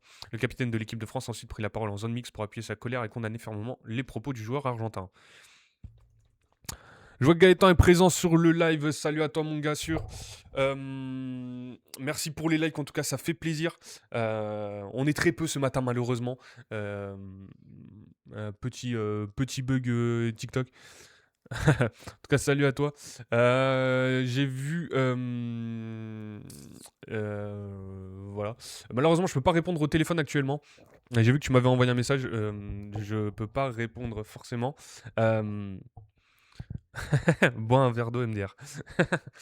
Non, ça va, tranquille. Une petite pâteuse, mais ça va, sachant que j'ai plus d'eau à côté de moi. Je peux tenir pour la dernière demi-heure. Bref. Malheureusement, je peux pas répondre au téléphone. J'ai vu que tu m'avais envoyé un message. C'était pour savoir à quelle heure tout à l'heure. Je sais pas quand t'es disponible. Dès que t'es disponible, tu me dis. Moi, j'ai juste à grailler un truc quand même avant. Et après, on peut partir pour l'émission Farmer Streak. Évidemment, ça sera juste après en live sur Twitch, les amis. Pour ceux qui ne seraient pas au courant, l'émission l'on débrief de la 22e journée de Ligue 1. Donc, dis-moi, Gaëtan, une horaire. Comme ça, on pourra l'annoncer directement en live pour tous ceux qui nous regardent. Après 13h30, 14h, si t'es chaud, pour moi, c'est bon. Donc, on continue sur ce live 13h30, 14h, parfait. Et ben voilà, on se dit qu'on se retrouve juste après. On se retrouve juste après pour l'émission Farmer Streak. L'émission où l'on débriefe chaque journée de Ligue 1. Ça sera en direct sur Twitch, je cherche mes mots, pardon. Et évidemment, vous aurez la rediffusion sur la chaîne YouTube à Trick.fr, donc n'hésitez pas à aller voir. On reviendra sur la défaite du Paris Saint-Germain contre le Stade Rennais. On parlera de la victoire de Monaco. La victoire de l'Olympique Lyonnais aussi contre l'OGC Nice. Et tout le reste des matchs de la 22e journée de Ligue 1. Racisme mono, exactement, on était sur ce sujet. Donc on va y retourner par rapport à Prestiani, le joueur de Benfica, et Vinicius Junior. Protocole antiracisme déclenché, Vinicius dénonce des insultes racistes lors du match Benfica-Real Madrid en Ligue des Champions. Un article de Damien Degor, auteur d'une réalisation magnifique sur la pelouse de Benfica, le Brésilien du Real Madrid Vinicius a dénoncé des insultes racistes de la part de l'Argentin Gianluca Prestiani dans la foulée de sa célébration provocatrice en play-off aller de Ligue des Champions. Après, voilà, le défaut principal quand même de Vinicius, c'est d'aller toujours provoquer les gens. Évidemment, il ne mérite pas des insultes racistes, je le répète, hein, que ça soit extrêmement clair. Il n'a pas à être insulté de singe. Euh, et Vinicius est quand même coutumé du fait dans les célébrations un peu provoques. Euh, et évidemment, je le répète, hein, des insultes racistes n'ont pas à être proférées. Ce que je comprends pas, c'est qu'on n'a pas les enregistrements. Bah, le truc, c'est que on a les enregistrements, oui, c'est sûr qu'on les a pas, hein. Il n'y a pas de micro sur les joueurs, il n'y a pas de micro sur le terrain. En plus, sachant qu'il parle dans son maillot. Merci Delicate BX pour le suivi en tout cas. J'étais sur un sujet hyper sérieux. Mais en tout cas, on voit juste Prestiani parler dans son maillot et on voit Vinicius qui dit bien à l'arbitre, qui lui a dit mono mono. Donc un singe en espagnol. Mais après, pour avoir le son sur le terrain, sachant que c'était au milieu du rond central, ça me paraît un peu compliqué quand même. Je saurais pas l'expliquer. Il est écrit que les rencontres entre Benfica et le Real Madrid ne seront pas ordinaires cette saison, mais 3 semaines après ce final de folie, lors de la dernière journée de la phase de Ligue des Champions, le play-off aller remporté par le Real s'est surtout distingué par 10 minutes insensées au cours desquelles Vinicius, qui venait d'ouvrir le score, a accusé Gianluca Prestiani de l'avoir traité de singe. L'arbitre français de la rencontre, François Le Texier, a croisé les bras et déclenché le protocole anti-racisme comme les circonstances l'exigeaient afin de s'assurer que le comportement raciste cesse. Mais les 10 minutes d'interruption n'ont pas ramené tout le monde à la raison. Au contraire, l'excitation a encore grimpé d'un cran. La quasi-totalité du banc portugais a déboulé devant lui. Des Madrilènes pour en découdre. L'un des adjoints de José Mourinho a été expulsé. Nicolas Otamendi et Kylian Mbappé se sont rapprochés dangereusement et Vinicius ne parvenait pas à être calmé. L'attaquant international, le Brésilien, n'avait pas tout bien fait non plus. Pourquoi est-il allé provoquer les supporters benfiquistes après son ouverture du score? Son but magnifique qu'il ne devait à personne suffisait pour éteindre les agités du bocal qui s'en prenaient à lui en tribune. Mais il a quand même tenu à afficher ostensiblement son numéro et à narguer les plus virulents. La loose est devenue indécente. Monsieur Le Texier l'a averti justement, et à cet instant, Benfica aurait dû se préparer à engager et le Real à défendre son avantage. Mais non, parce qu'en passant à côté de Prestiani, Vinicius assura avoir entendu des insultes à caractère raciste s'échapper de la bouche de l'Argentin, ce que ce dernier avait masqué avec son maillot. Oui, mais tu les as quand même, Mbappé parle aux joueurs de Benfica. L'embrouille Otamendi-Vini. J'avoue que j'ai pas vu, je sais pas. Honnêtement, je sais pas exactement. Mais oui. Euh, Après, alors sans rentrer dans les théories du complot et aller inventer ce genre de choses non plus, euh, est-ce que Vinicius est capable d'aller mentir comme quoi il a bien été insulté et qu'il y ait eu des propos comme ça? On n'ira pas jusque-là, mais des fois, il est quand même capable d'aller dans l'excès sur certaines choses. J'espère pas, en tout cas. J'espère que ça reste une théorie folle de mon cerveau malade, mais, mais on n'espère pas. En tout cas, on va quand même on va le croire, hein, évidemment, Vinicius, et que ça n'arrive plus lors de prochains événements. Euh, On continue, on était loin alors de la magnifique effervescence du 28 janvier lorsque les Lisboètes tombaient dans les bras d'Anatoly Troubine, le gardien buteur sauveteur. Le public chantait des insultes encore plus fortes à l'endroit de Vinicius, protégé par ses coéquipiers et notamment par Aurélien Tchouaméni, encore une fois très solide hier à tout point de vue. Le Brésilien expliquait ce qu'il venait de vivre. Vini nous a dit que le joueur l'avait traité de singe en se cachant la bouche avec le maillot, racontera le milieu français. Au micro de Movistar, on a parlé avec lui et il nous a dit qu'il fallait continuer de jouer. Vinicius copieusement sifflé. Vinicius a aussi parlé avec Álvaro Arbeloa pendant cette séquence à la fin du match. L'entraîneur madrilène ne voulait pas remettre de l'huile sur le feu, mais il ne tolérait pas que son joueur ait été pris pour cible. On ne doit pas permettre que de telles choses se passent sur un terrain de foot. Je lui ai demandé s'il voulait jouer, je lui ai dit qu'on était avec lui, qu'on était une équipe unie. On doit toujours être de son côté. Ce qui est triste, c'est que ce n'est pas la première fois. Vini n'est pas seulement un joueur spectaculaire, c'est aussi une personne formidable. Donc là, c'est son coach, hein, Alvaro Arbeloa, hein, qui donne cette déclaration. Lorsque le jeu a repris, finalement, le Brésilien s'est fait siffler à chaque fois qu'il touchait le ballon, comme il n'est pas du genre à ce qu'il lui brûle les pieds. Quelles que soient les circonstances, il a plutôt cherché à marquer un deuxième but, quitte à forcer, ça change. À 2 reprises, il n'a pourtant pas été très loin du doublé, mais personne à Madrid ne lui en voudra de ne pas y être arrivé en marquant le seul but de la rencontre. Vinicius a permis au Real d'avoir un pied en 8e de finale de la Ligue des Champions. Donc voilà pour cette affaire. Il me semble qu'on avait un autre article encore par rapport à tout ça. Voilà, José Mourinho et ses déclarations après le match. Mourinho sur Vinicius, cela se produit dans de nombreux stades, toujours avec le même joueur. On va voir ce que déclare José Mourinho. Normalement, vous avez le son qui va se lancer. Donc c'est en anglais, je vais essayer de faire la traduction juste après. Eu he hablado com Vinícius, Vinícius Je me parlais diz avec uma coisa, Vinicius et eu he hablado Vinicius com m'a dit une chose. Cristiano, Puis j'ai Cristiano parlé me diz avec uma outra Gianluca coisa. E eu et il m'a dit poderia autre ser chose. Je pourrais rojo prendre parti e dizer et dire que solo je ne creio crois que ce que Prestiani em m'a quello dit, que me ha dicho Prestiani, pero he querido ser mais je veux être equilibrado e impartial dizer que et neste dire que mundo dans do le monde du futebol, football, e nas avec coisas tout que ce qui se passam passe na sur le cancha, terrain, eu entendo j'essaie ser d'être sempre un peu plus pouco objectif. mais equilibrado e não quero dizer Et je ne veux pas dire que Vinícius Vinicius est un mentiroso menteur e et que Prestiani Prestiani est un gamin é incroyable. chico incrível. Álvaro ha optado por uma Alvaro perspectiva Arbeloa diferente, a choisi Kylian une ha optado por perspective uma différente. perspectiva diferente. Eu não quero entrar Je ne por veux pas aí. m'engager dans cette A voie. única coisa que digo La seule eu chose que je é dis, que passa c'est que em cela se tantos produit dans de estádios, nombreux stades, sempre com o toujours mesmo. avec le même Há joueur. coisa que não, Il y a quelque há chose qui ne alguma va coisa pas. que não vá. Eu a Vinícius, Sur le terrain, j'ai dit à Vinicius, tu marques un but que le monde entier va voir, pourquoi tu vas le célébrer comme ça? Pourquoi? Quant à Vinicius, ma seule version est qu'il a marqué un but fantastique et que nous avons concédé à la 50e minute de jeu et je n'ai rien d'autre à dire. C'est un joueur d'un autre monde, un joueur d'un autre monde. Voilà pour ce qui, pour les déclarations de José Mourinho. Hop là. Après le match, donc il n'est pas revenu sur les propos racistes de son joueur. Évidemment, il essaye d'être plutôt impartial.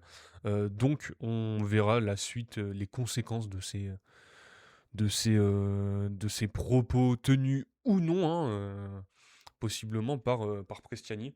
Après, les propos d'un Argentin raciste, ça serait pas la première fois non plus. Voilà, pour cette affaire, cette affaire de racisme, on va en rester là. On aura possiblement l'occasion d'en reparler, évidemment.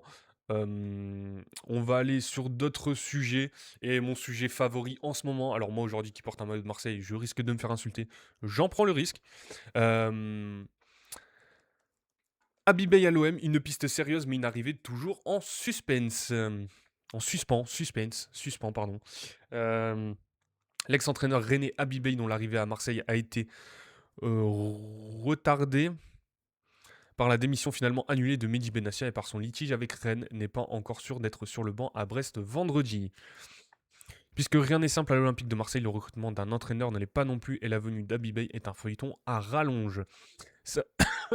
Pardon. Samedi, la succession de Roberto De Zerbi était déjà bien esquissée et Mehdi Benassia devait rencontrer le Sénégalais lundi pour boucler l'opération. Mais le directeur du football a annoncé sa démission dimanche et le banc de touche est devenu un sujet secondaire, sans garantie sur son avenir. Bey, 48 ans, a dû attendre que la situation se décante au sommet de l'OM, ce qui a fini par arriver grâce au communiqué du propriétaire Franck McCourt diffusé mardi matin. Comme Benassia était confronté, la piste Bey a naturellement relancé et devait aboutir dans la journée. McCourt a d'ailleurs annoncé aux joueurs que l'ancien défenseur serait leur prochain entraîneur, chargé de les mener vers le podium en Ligue 1 et une victoire en Coupe de France. Alors qu'il enchaîne les allers-retours entre Paris et les Bouches-du-Rhône, où il réside, Bey est rentré en train dans le sud mardi, mais il savait qu'il n'allait pas retrouver tout de suite la commanderie fréquentée comme joueur de 2003 à 2007. À 14h15, il était en effet occupé par une réunion en visioconférence avec la commission juridique de la LFP pour régler son litige avec Rennes, dont il a été évincé le 9 février.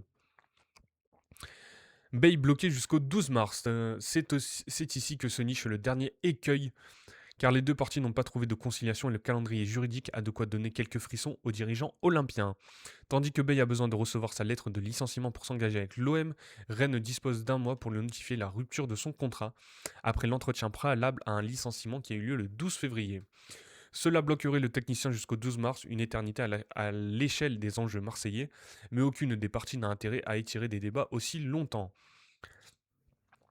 Ce n'était en tout cas pas la tendance mardi soir, mais la question du timing était interprétée différemment par les deux clubs. Pour certaines sources, tout peut se régler dès l'envoi de la lettre de licenciement, alors que d'autres assurent que la commission juridique doit aussi valider cet acte, ce qui décalerait une issue au début de la semaine prochaine. D'accord pour signer un contrat de 18 mois et prêt à débuter le plus vite possible dans son nouveau costume, Bale n'est donc pas certain de pouvoir s'asseoir sur le banc vendredi à Brest et l'OM craignait mardi de ne pas pouvoir compter sur lui en Bretagne. Léo Deserbi avait lancé son aventure marseillaise en août 2024. En attendant, Pancho Abardonado poursuit son intérim à la tête de l'équipe marquée samedi par une première déception contre Strasbourg et il se prépare avec son staff à diriger un deuxième match crucial pour l'OM qui a été distancé à 5 points de la troisième place de l'OL de passage au Vélodrome le 1er mars.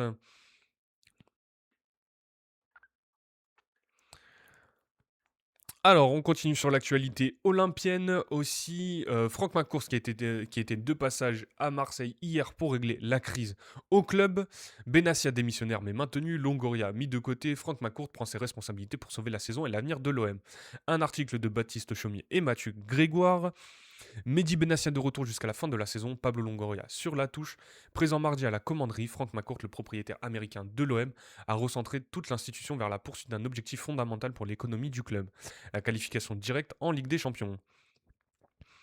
Pablo Longoria n'a pas mis les pieds à la commanderie en ce mardi ensoleillé, il n'a pas vu les tags sur les murs du centre d'entraînement inscrits pendant la nuit en lettres rouges et noires. Rouge ou noir. Longoria, casse-toi, Longoria, game over, Pablo, ciao, Pablo, bye bye, c'est le moment.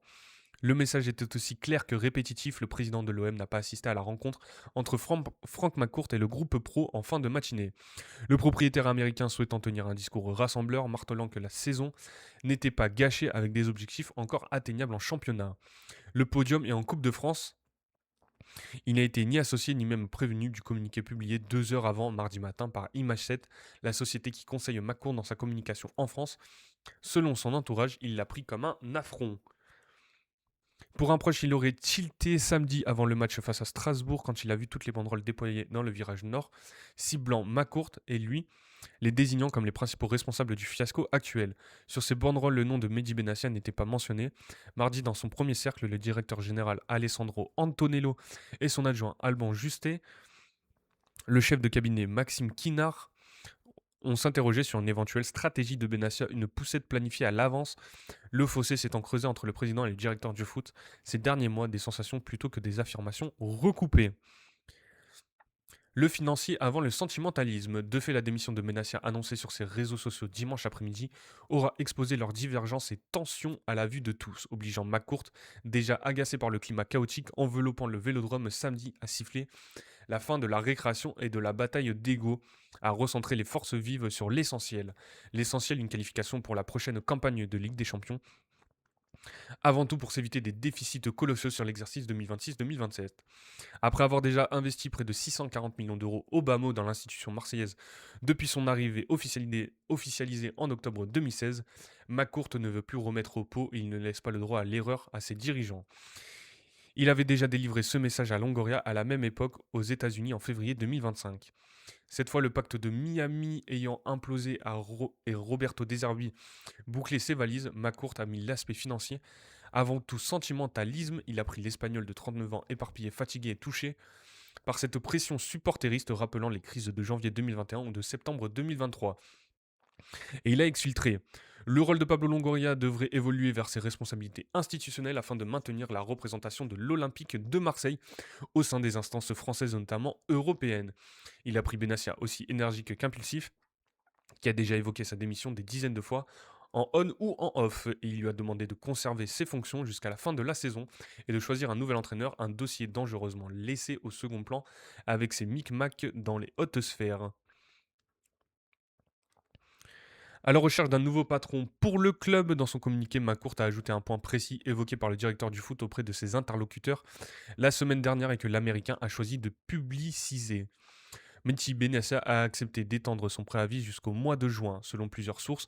Il laisse ainsi entendre que l'ancien défenseur central n'a pas vocation à rester au club après cette date, même si avec l'OM, on n'est jamais au bout de nos surprises. S'offrant quelques mois de répit institutionnel en plaçant Benassia en première ligne, McCourt a choisi un remaniement divergent de celui de février 2021. À l'époque, il avait relégué Jacques-Henri Hérault, la mort dans l'âme, le cantonnant à des missions auprès de lui pour installer Longoria, directeur du foot, depuis 7 mois comme président. Cette fois, et il a dit au groupe de supporters dans l'après-midi, il va s'atteler à la recherche d'un nouveau patron pour le club. Une issue par le haut attendue pour Longoria. Longoria, lui, ne semble pas dans une logique belliqueuse, en tout cas envers l'actionnaire, il est très remonté contre Benassia et il ne devrait pas s'accrocher aux miettes qu'ils lui ont laissées.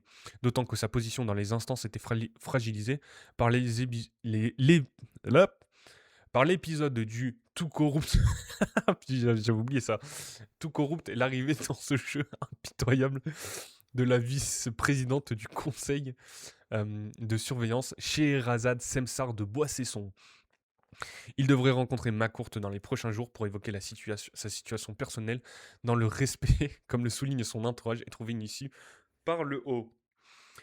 Et les joueurs dans tout ça, ils sont spectateurs de la situation. Certains ne comprennent pas grand-chose de ces manigances en coulisses. Ainsi, les petits nouveaux comme Ethan Nwaneri, 18 ans, prêté par Arsenal pour grandir sous la direction de De Zerbi. D'autres ont plus de recul en vieux sages tels que Geoffrey Kondogbia et Pierre-Emerick Aubameyang.